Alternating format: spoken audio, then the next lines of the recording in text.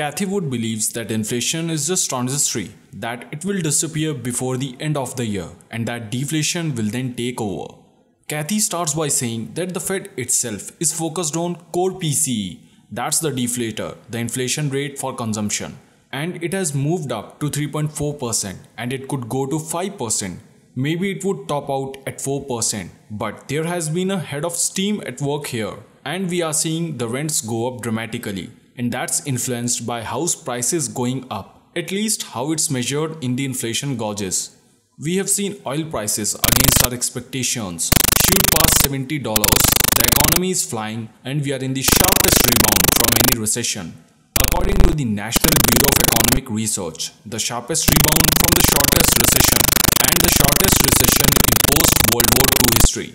So it would make sense we are out of the woods for monetary policy to normalize, and in a stealth-like way it must be doing just that.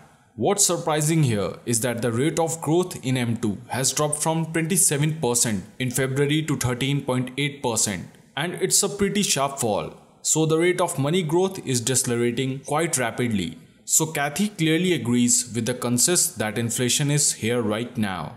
The CPI reports are much higher than expected. Cathy expected the bond market to continue to sell off and interest rates therefore to go up. Instead, since the end of March, the 10-year Treasury bond yield has dropped from 1.74 to 1.43. No matter how strong the economic data have been, how high the inflation numbers have been, and so the bond market is sniffing something out as per Cathy. The bond market is signaling there are more deflationary pressures brewing out there. Cathy has a very firm belief that every sector is going to be transformed dramatically, and so they will face significant pricing pressure as their products really go obsolete. Eventually, what could be making the difference in terms of the dollar going up is this notion that the terms of trade are not going to turn as much against the United States in the form of higher corporate tax rates, and in fact, this 15 minimum tax will hit everyone in the world. Now it will hit disproportionately some of the very profitable tech companies who have been able to manage taxes globally to very low levels. But that again, it's true for everyone. So at the margin maybe, that is why the dollar is going up. Now Cathy comments that the combination of electric and autonomous electric vehicles is going to drive all prices down, back down to where all prices landed after the cartel took over in the early 70s. And they went from $3 or $4 to $12 a barrel. Wouldn't be surprised ultimately to see us back there, especially as electric vehicles continue to take off and they are starting to take significant share, and subsidies in China and elsewhere are going to accelerate the shift towards electric vehicles. And also helping it are the number of traditional automakers who have pulled out all the stops and they are designing and producing electric vehicles. Because they are better cars, they are better for the environment, they are better performing. It makes a lot of sense. And most important from the consumer's adoption point of view is their prices will continue to fall. So again, the deflationary undertow there, and then the cyclical deflation. Well, the bond market seems to say this is what's happening. And if that is true, because most people don't believe 1.5% is a real interest rate, they have been normalizing in terms of the way multiples have worked out in the equity market.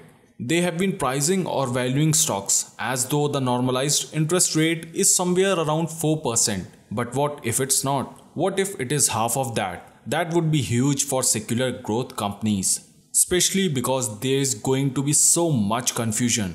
You have all of this innovation which is going to be very exciting, and then you are going to have all of this destruction which is going to be pretty demoralizing. It's going to be so important to get on the right side of change. What Cathy predicts is that going forward, a 1% or a 2% interest rate will become the new normal.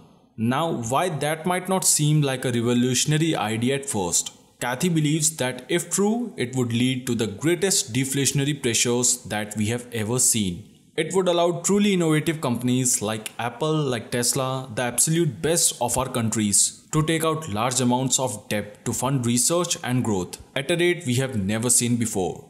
Technologies like decentralized finance, blockchain, artificial intelligence, superconductors, quantum computing, and even nuclear fusion would all benefit hugely from an economic environment where interest rates remain low forever.